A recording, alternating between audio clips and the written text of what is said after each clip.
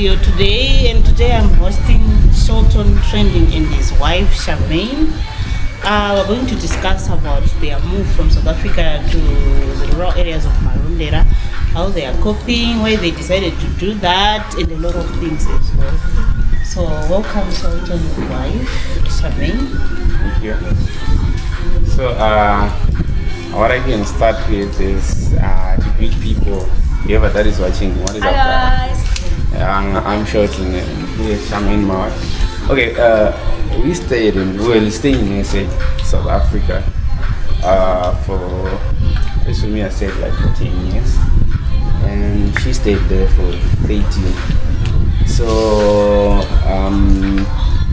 we decided to come back. We are Zimbabwe. Yes.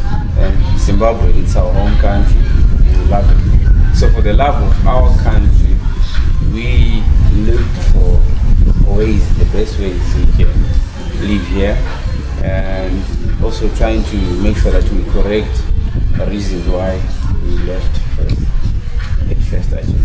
So we corrected that, and we find ways, and we decided not to go and live in town, and decided just to go and live in the rural of Zimbabwe, where we are right now, because we are actually doing farming. So we started our farming there. Yes, I know we've been doing farming, but looking at your age, we used to believe that farming is done in Nemadara, or people who are a bit older. Those are people we see who are champions or who are pioneers in farming. So I was wondering why you, as in like your age mates, are already busy chasing cars, new hairstyles for Charmaine, new dresses, fashion, new apartments and all that. And then you decided that, no, we'll start from grassroots, we'll start from the rural areas. What really made you to choose the rural areas, not maybe Morodale or Shawasha Hills, all those places? Okay, I think number one thing is that we were privileged to have exposure sort of like in South Africa. So honestly, there is no like better life that can scare us anymore.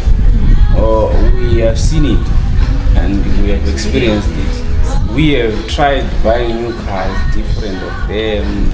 We tried all that like lifestyle, but we lived in the future where we're going. And we ask ourselves, and then where do we want to see ourselves in 10 years? And then we realize that lifestyle would not take us where we want to be. But if you are to go and live where we can budget more and do more, like with the less that we have, I thought like it would be helpful if we don't pay rentals, because I've seen people being trapped in paying bills month to month, and yet that those bills, like if you could save that money that you are putting on bills, you could make a lot of difference in your life that you're living.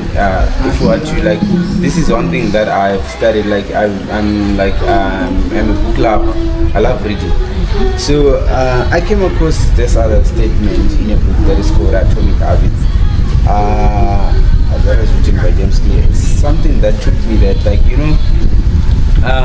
those tiny changes, those simple, small steps, little steps that you do on a daily basis, they matter in the long run. So they say that, like, if an aeroplane is facing, let's say it's going to Botswana direction, and then it's starting from here and it's going straight there, if it loses like 20 degrees, if it's going straight, it will end up even going to South Africa or landing in South Africa. So what happens is that those little tiny changes that happens in a little moment can actually matter in the long run in your future. So what we decided is that the little money that we earn on day-to-day basis, if we put it together and channel it in a way or in a direction that is that builds our future, at the end of the day, after 5 years, it will make a serious change that some people might not be able to do in a year or in a lifetime. But that's what we decided. That's what we decided to do. Just like coming back home, we go to the rural, we save more, then we create more channels of income as well, and we didn't go back. We really didn't go back. We didn't start. It's actually an achievement for us because it's a step ahead to us. People do say the same with shaman because usually we say, Baba can also I mean, like, shaman, do you go with the same thought, like, passion? Okay, I believe that if you are your goals and things are the same, and that's why we're compatible. So I also have the same mindset. Also, maybe read the same thing, some of them. So having that same mindset, the same thinking, makes it easier for us to have made the decision that we made. And also reasoning, like I don't live in the now, but whatever I do, I always think about tomorrow. I always think about the future because I don't want to, like, one day when we have kids, I want them to struggle with whatever because of the decisions that we're making today, the flashy life. Like when we're in Capetown, we had a nice sports car, luxury car, and we were staying in a nice apartment, going to hotel, to restaurants whenever we felt like going. But then that was just living in the now and not the future, you know. So for now, I feel like this move is more of an investment that we are making for our future generations, because we want to build a legacy and not just, okay, you know, one day when your grandkids say, where were our grandparents? What were our grandparents doing while others were busy working? Exactly. Yes. I don't want us to have that. So that's why we decided to make this move. It's not easy, but we are here, we're doing it. Not being easy. So how are you coping? Like the pressure, even from family members, and so even Bonuro, your parents will be like, I don't want to like they will be measuring they're living in lavish lifestyle and all that. No. So how are you coping with the pressure? Because sometimes parents don't have the same vision you'll be having, and they don't see it like that.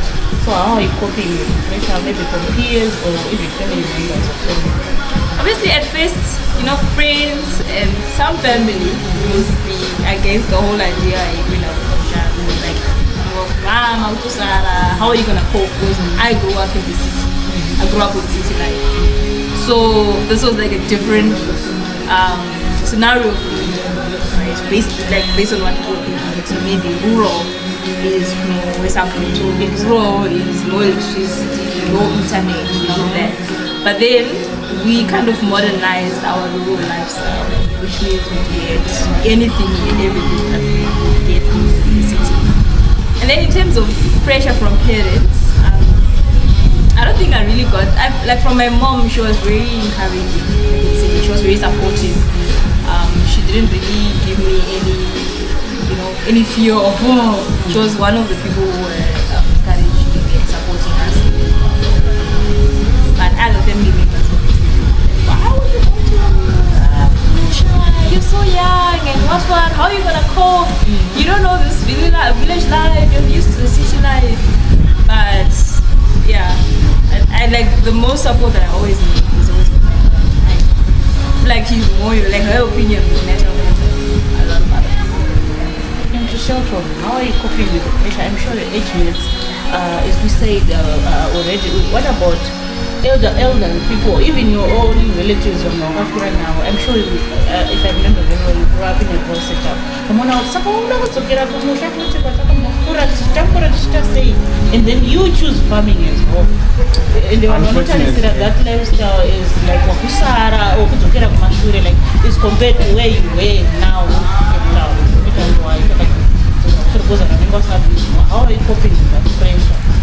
Unfortunately for me, there's no such pressure that comes because I'm not someone who is driven by pressure in any angle. Nobody can like make me feel like, no, what you're doing is wrong. If I choose to do something, I don't really care about what people feel or say. So honestly, some end up not even saying it in my face or they might be saying it behind, but then they wouldn't have the courage to tell him. Yes, because I faked on everything that I tried. So they end up not saying it to me. You know, I'm really proud of you guys because you really inspired me. And I looked at my age and I was like, I'm now in my early 30s and I never had that mindset at your age. Like, then I'm like, should I start now? Is it already not too late? So I would like to ask you, how can you advise someone who is watching? Maybe they are still young, and also those who are a bit older, but virginia time. How can you encourage them to know you can even start life afresh?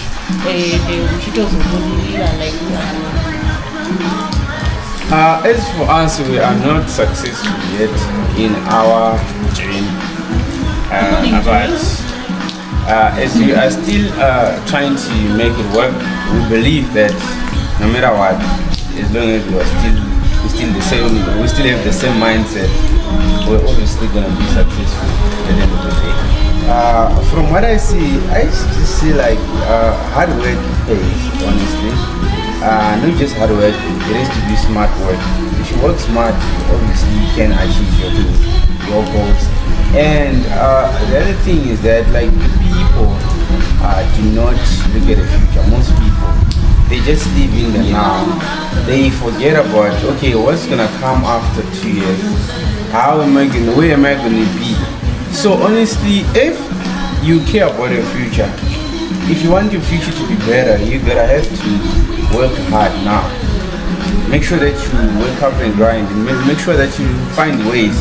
And the other thing, I come from a very poor family where we had nothing or nobody to help us or uplift us or even give us even motivation to do something.